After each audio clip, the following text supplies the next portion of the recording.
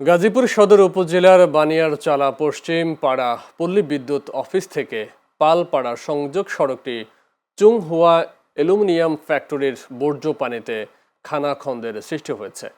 এর ফলে সড়কে যানবাহন চলাচলে ভোগান্তি সহ সাধারণ মানুষের জীবন বিপর্যয় হয়ে পড়েছে। এছাড়া আশপাশের বসত বাড়িতে বর্জ্যযুক্ত নোংরা পানি প্রবেশ করে বিভিন্ন রোগে শিশু ও বয়স্কদের আক্রান্ত হচ্ছে এলাকাবাসী।